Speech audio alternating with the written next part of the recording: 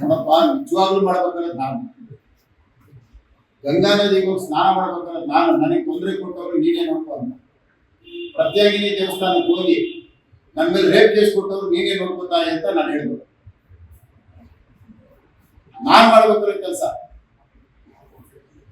ಆದ್ರೆ ಹೋಗಿರೋದು ನನ್ನ ಮೇಲೆ ಇಲ್ಲ. ನಾನು ಬಹಳ ಚಿಕ್ಕವಳು, ಆದ್ರೆ ಹೋಗಿರೋದು ನನಗೋಸ್ಕರ ಅಲ್ಲ. ನಾನು ಬಹಳ ಸಣ್ಣ, ನನಗೆ ಬೇರೆ ಇಲ್ಲೇ ಒಂದು SITಗೆ ಇನ್ನೊಂದು 2 ಕೇಸ್ ಹಾಕಿದ್ರೆ ಪಾಪ ಆಗ್ತಾರ. ಅವ್ರು ಏನ್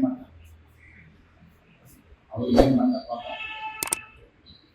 ನೋಡಪ್ಪ, ನಿಜವಾಗ್ಲೂ ಮಾಡ್ಬೇಕಾದ್ರೆ ನಾನು ಗಂಗಾ ನದಿಗೆ ಹೋಗಿ ಸ್ನಾನ ಮಾಡ್ಬೇಕಾದ್ರೆ ನಾನು ನನಗೆ ತೊಂದರೆ ಕೊಟ್ಟವ್ರು ನೀನೇ ನೋಡ್ಕೊ ಅಂತ.